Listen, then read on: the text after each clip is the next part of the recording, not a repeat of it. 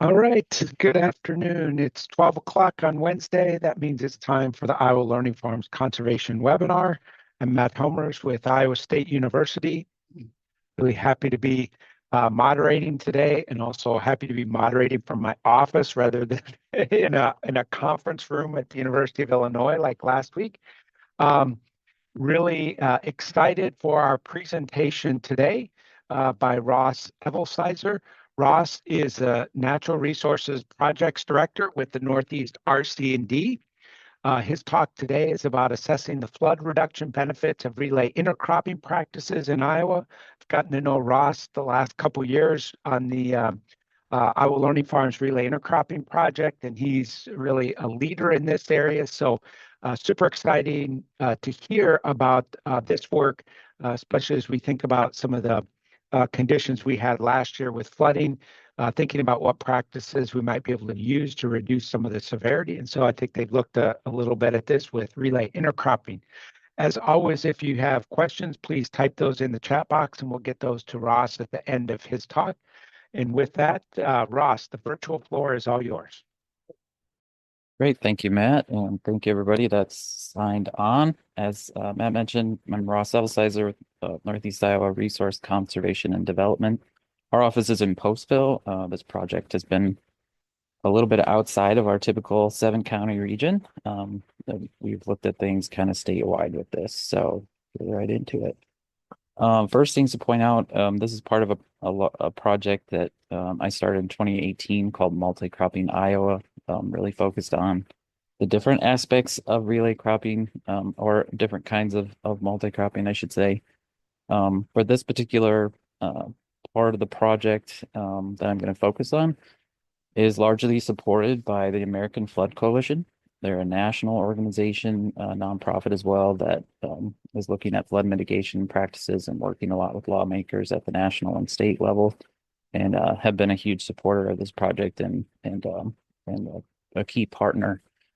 Also, the Iowa Flood Center, based out of Iowa City, has been a key partner in this project and many others that we work on in terms of watershed work. So very key partner there. And then also Iowa State University, specifically Antonio Arenas, who I don't know if he's on today, but he is the genius behind the GHOST model and some of the modeling that we are able to do, and really brings a key component. There's also other partners that have been involved with the multi-cropping project in different aspects, and they're listed there as well.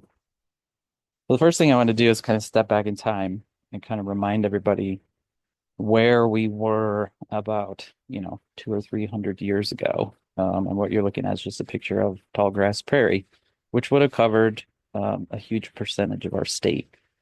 And the reason I bring this up is because this is a system that is extremely diverse. As you can see by there's forbs and grasses and all these different plants that are part of the system. It's a perennial system that comes up year after year, but it's also a no-till system, and it's also an organic system. So when people tell you we can't do no-till organic or regenerative in the state of Iowa, just remember that Mother Nature did this for eons before we were ever here. So just give everybody that starting point. When talking about flooding in Iowa, we typically don't have to go very far back to talk about why this is an issue.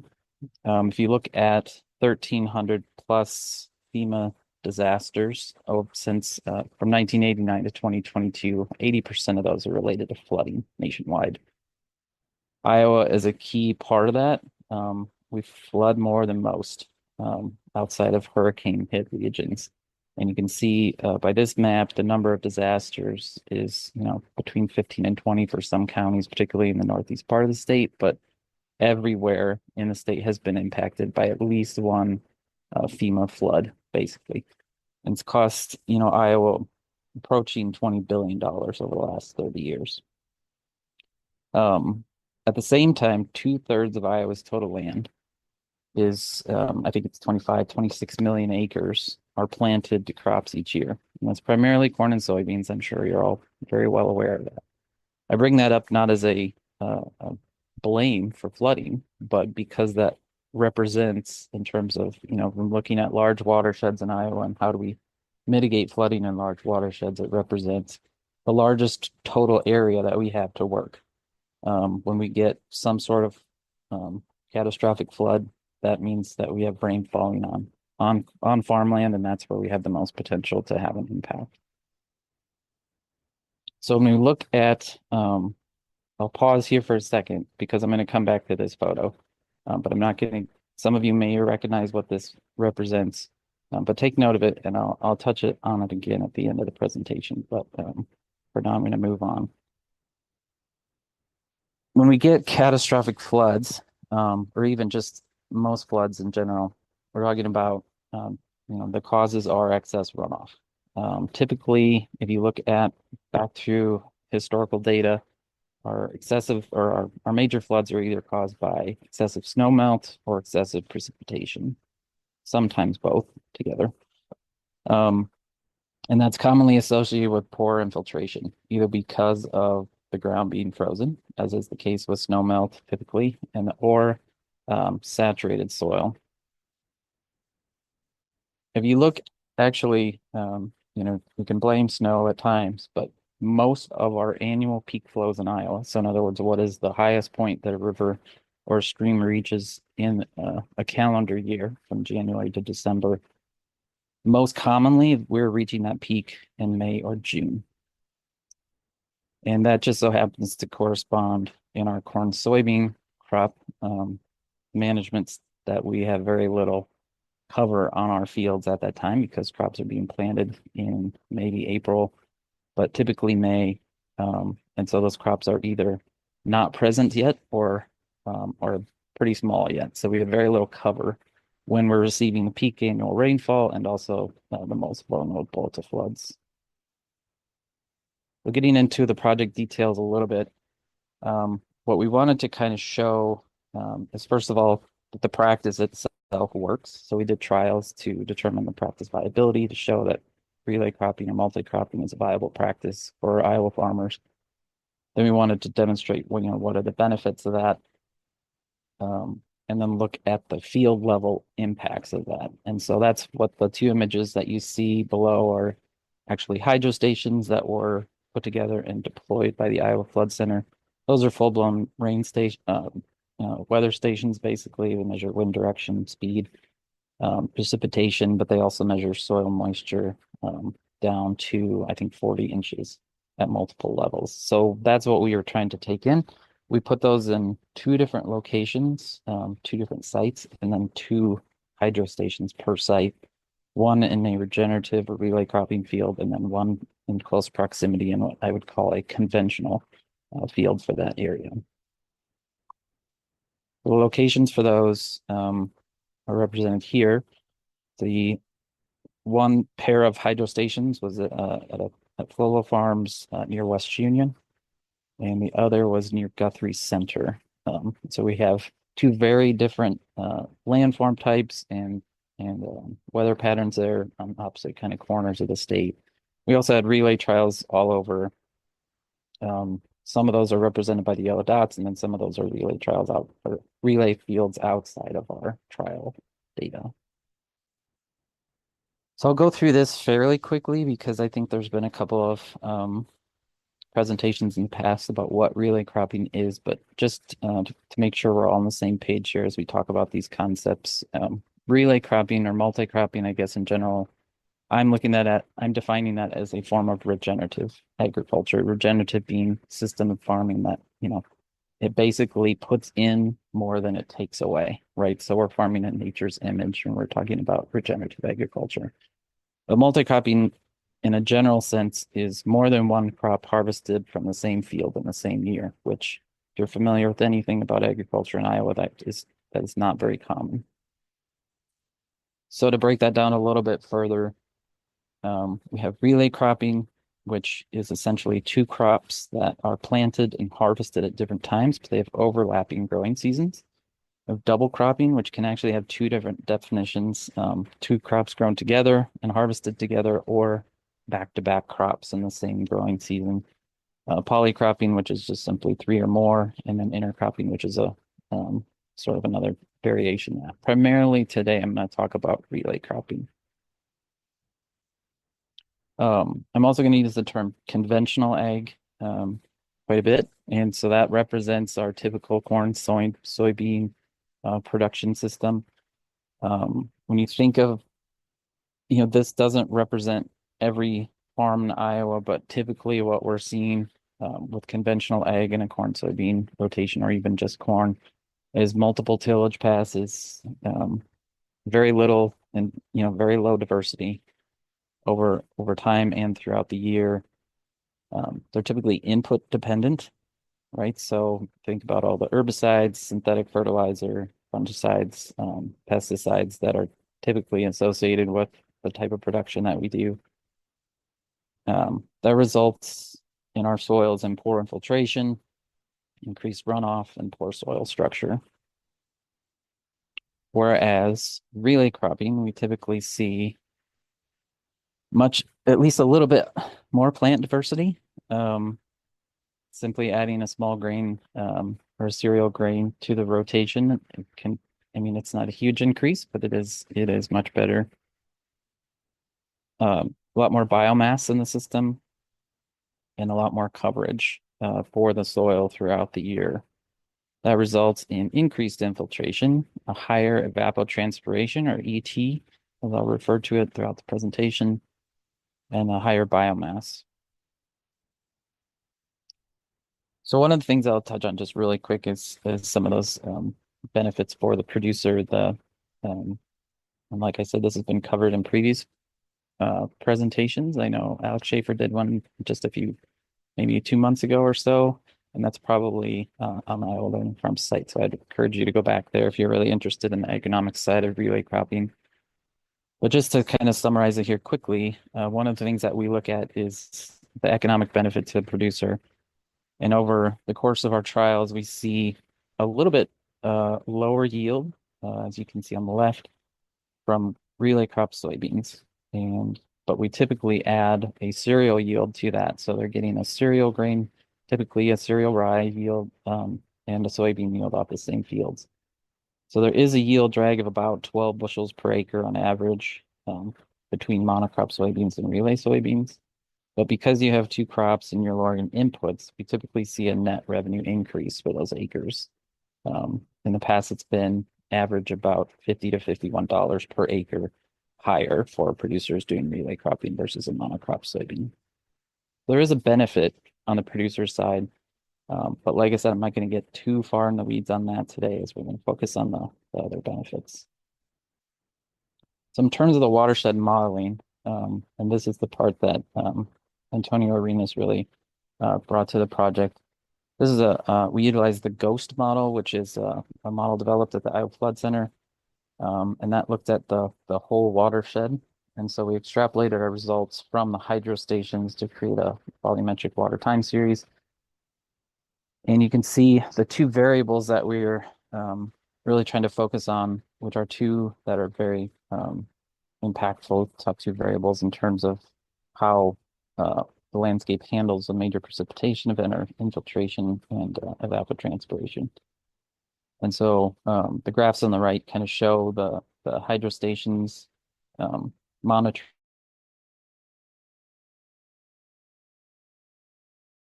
the results in the evapotranspiration, and evapotranspiration is typically much higher in the relay cropping fields than it was in the control fields, and that would be the same for infiltration. So then we selected an area to do the modeling. So there's a GHOST model is already developed for the Cedar River water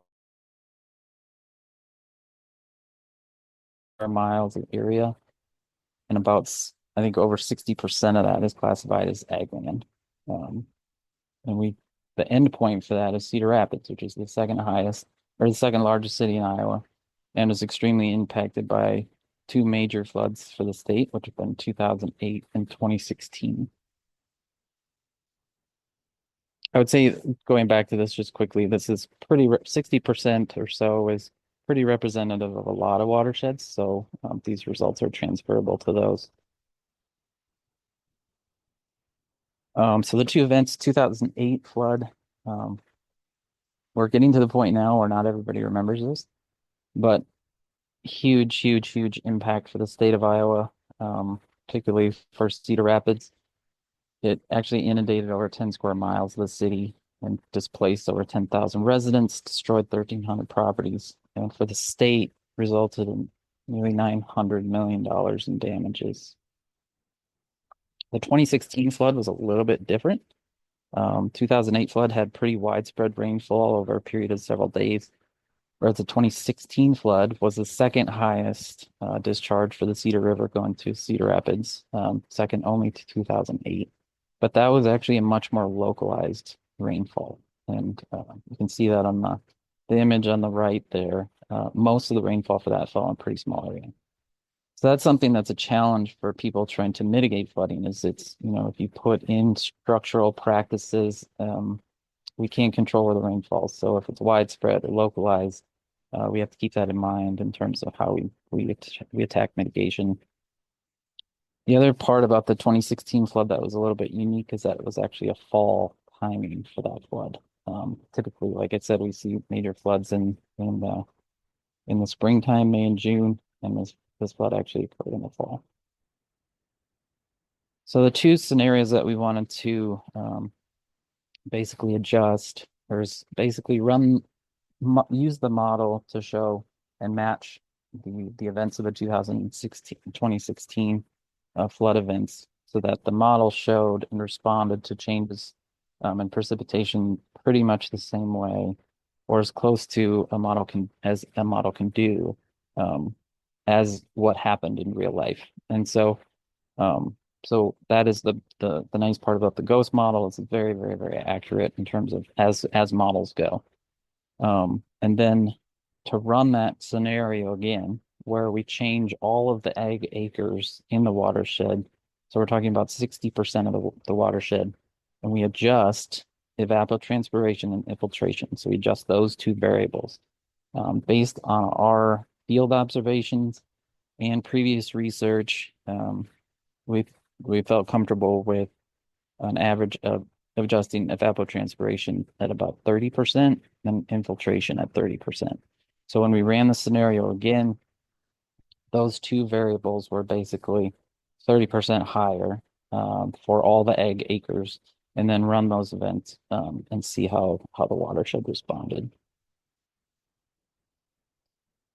So for the 2008 event, we saw flow reductions. So the blue images on the right would be the area that was actually inundated. The yellow is showing the reduction in the flood extent, and then the orange are structures that would have been present at that time.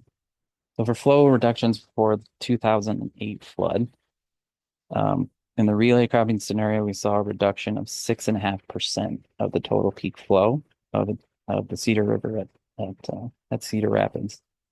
And so that would have saved actually 550 structures. So not quite half, about a third of the structures that ended up being flooded would have been actually not flooded in that scenario, which this doesn't look like a lot. Obviously, it's 0.16 square miles less of inundation area.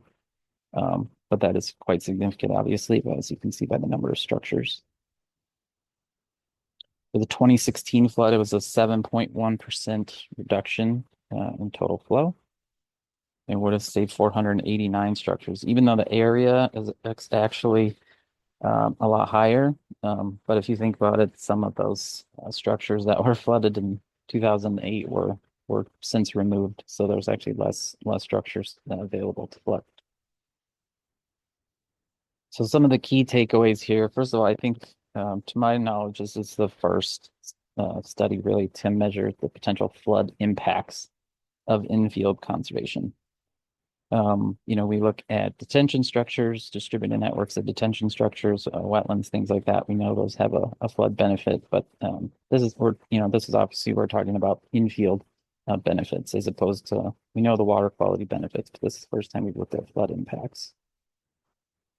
Keep in mind that this is showing the max potential, right? So it's unlikely or unrealistic that tomorrow we're going to wake up and every acre in the Cedar River watershed is going to be in regenerative practices. And it does take time even if we did switch that. It takes time to regenerate that soil to have that holding capacity. Those sites that we were looking at have been in regenerative practices for a number of years. And so we're seeing a pretty big impact there. So this is going to take time, but the point is that we can show here is the best case scenario, and then hopefully work towards that over time. So just keep that in mind. One of the things that we have not accounted for at all, but it's something we like to look at, is the economic benefits. I think that would be a powerful argument. Both the loss, so like, what is the dollar value, or what is what would be the change in dollar value in terms of, if those floods were that much smaller, but also the gain. As I mentioned earlier, we're talking about a potential higher economic benefit for the producer. So what are the losses and gains there? That's something that we like to look at more in the future. But I think, a really big part of this is that we're talking about mitigation practice and relay cropping, and regenerative agriculture that doesn't cost money. It's a different management practice for the producer that can yield higher economic outputs for them, but it is not necessarily program dependent. So we're not reliant on NRCS or IDOLs, or anybody else to pay the producer to do this. That's important. You think about the amount of area, we're just talking basically 11,000 square miles. Affecting 60% of that, that takes a lot of cost share dollars if you're talking about a program dependent practice. With regenerative agriculture and specifically relay cropping, that's not necessarily something we have to pay people to do, because ultimately it can yield a higher economic output for the producer. So I think that's fairly unique in terms of how this could expand in both, something that's emphasized by conservation professionals, but also, spread throughout the ag world. Something I also didn't touch on and don't have here is that this doesn't account for, how that soil responds to drought as well. So that's another key consideration in terms of, when we're looking at, how this makes a watershed more resilient, is how that watershed responds to both flooding and drought. So here's the image again. And I guess the final thing that I'll leave you with is, this is an NDVI image, satellite image, for the Midwest. NDVI is Normalized Difference Vegetation Index, which basically shows green. It shows green vegetation. That's what the index shows. And you can see the giant brown swath. This would be a beginning, late March timing for this, but this would be true basically through June. If you look at the Corn Belt, which is very evident in this image, it's a giant brown swath, because that represents every barren field, from Illinois, Indiana, up to North Dakota. And so in a dream scenario, when we look at a satellite image in the future, it could be green. It could be green as soon as the snow goes away. And that's when we know we've done something, and I can go home. We'll probably address a lot of those issues that we talk about frequently. So I'll turn it over to Matt to go through these. All right. Great. Thanks, Ross. All right. If you are on today and are wanting to earn a CCA CEU, please email Elena Whitaker, ALENAW @iastate.edu by 5 o'clock today. Include your name, the name you entered to watch the webinar, and your CCA number. Again, ALENAW @iastate.edu by 5 o'clock today. We can go to the next slide.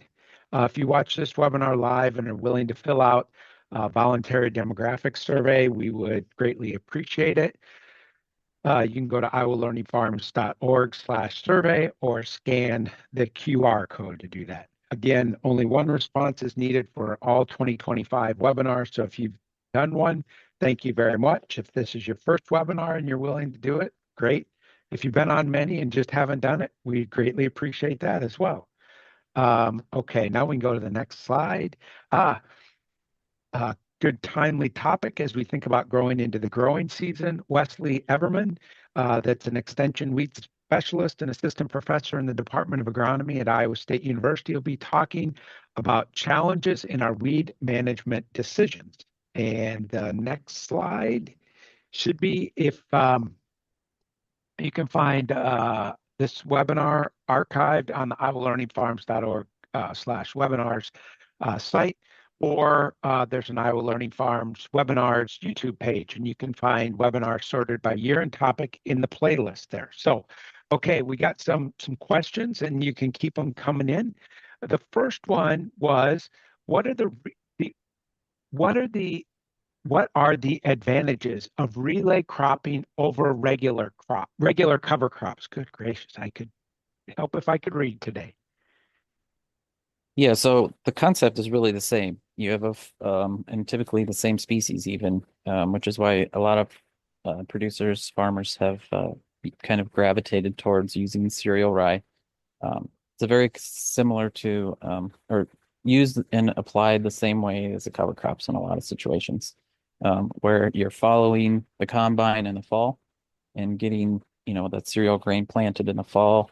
You have a little bit, if hopefully some growth in the fall, but then where that cereal grain can really shine is in the spring. And up until that point, relay cropping and cover crops are basically the same.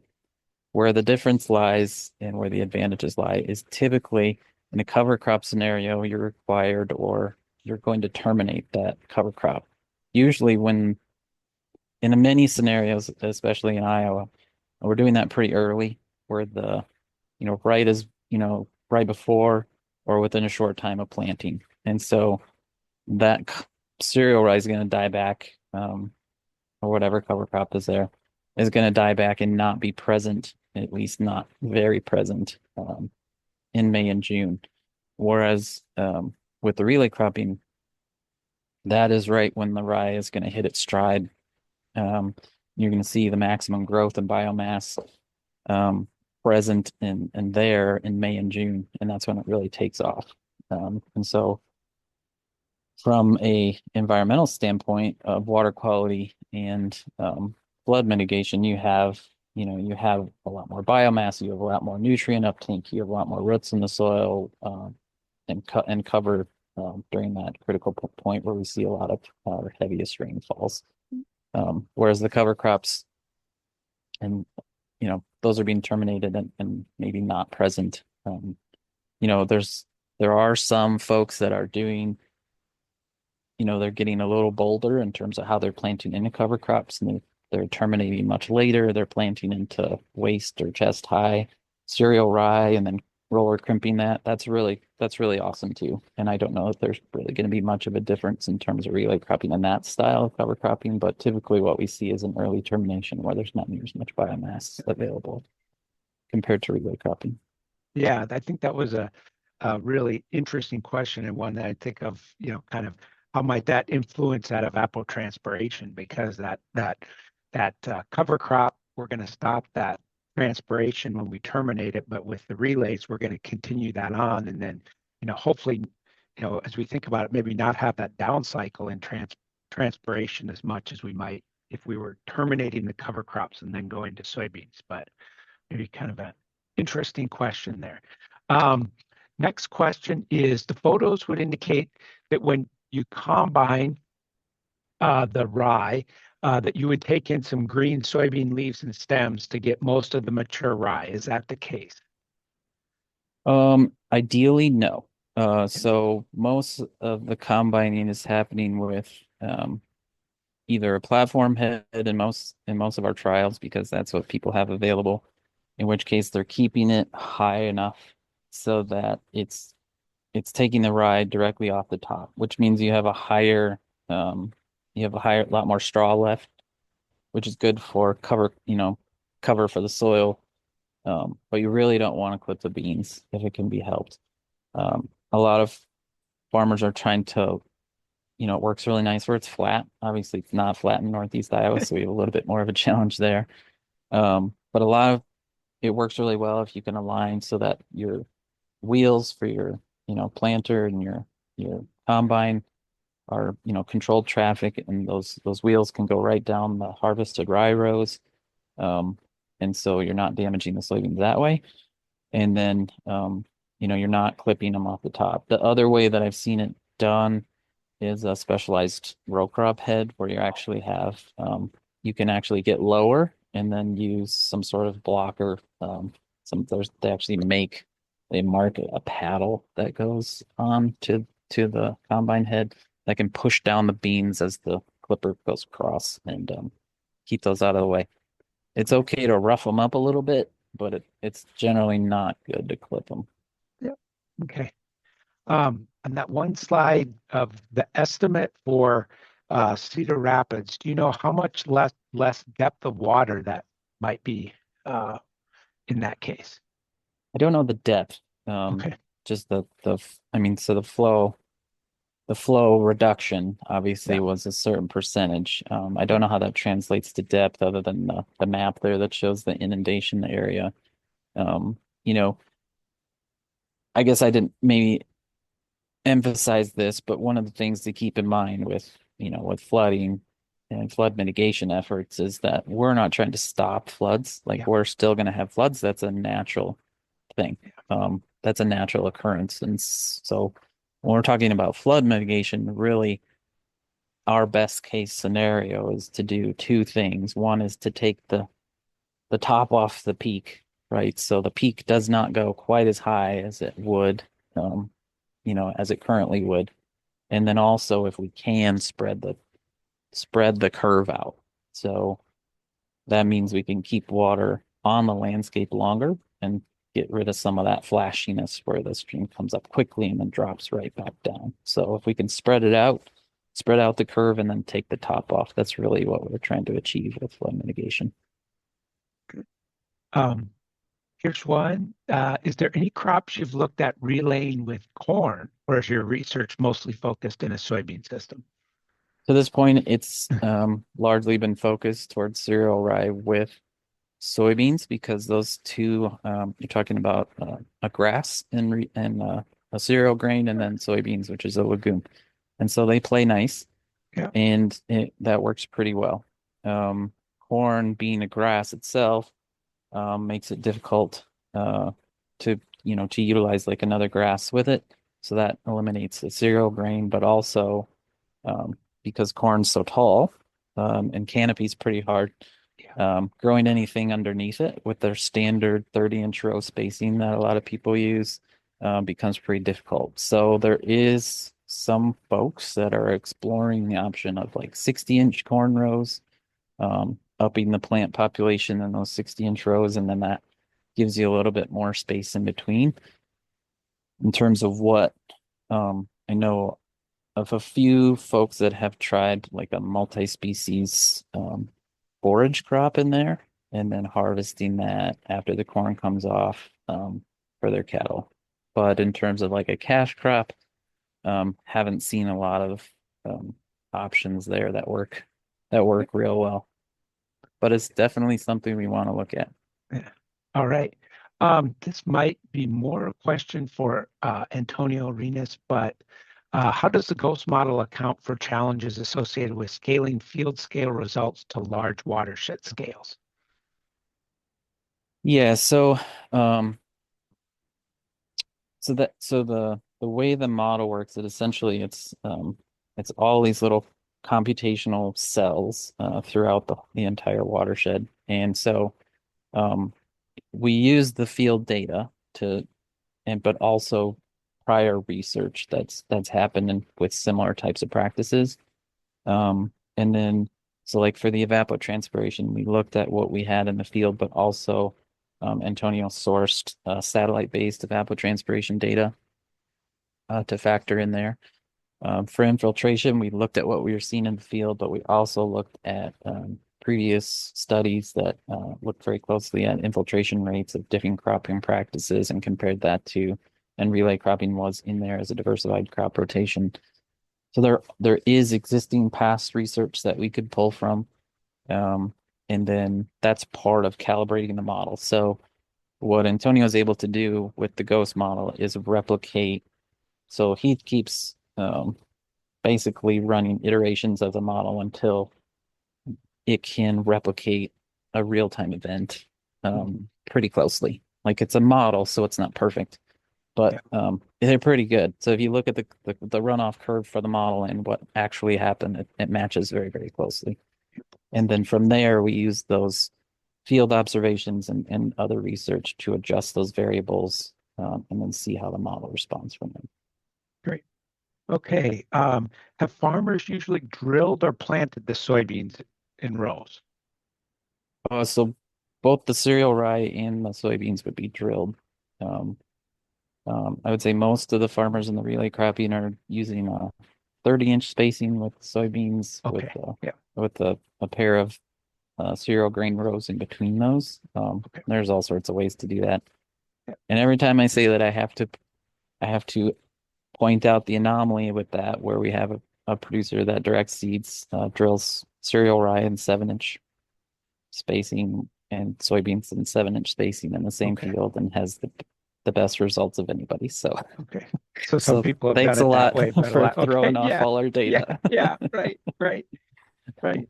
Um, all right. I think that gets most of our questions there.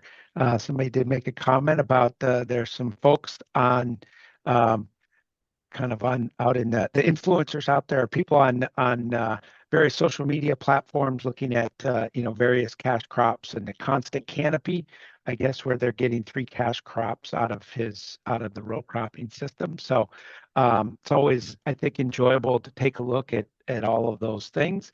Ross, really thank you for the work that you're doing in this space, the leadership that you have in this space, and also for the presentation today. Again, if you need a CCA CEU, please email Elena Whitaker, ALENAW at iastate.edu by 5 o'clock today with your name, the name you entered to watch the webinar, and your CCA number. Please tune in next week for Wesley Everman. I think actually it kind of fits in pretty well. If you're doing relay intercropping or cover cropping, there might help us with some of the weed side of things. So please tune in next week for Dr. Everman. With that, Ross, I'll give you if you have any last comments. I don't have anything else. Thanks for having me. And I guess I will say support the Iowa Flood Center. Without this, none of this is possible. We can't get these answers. And we have people from all over the world trying to get them to do work for them. And we have them right here in our state. So talk to your local decision makers, state decision makers, and advocate for more support for them. All right. Thanks a lot, Ross.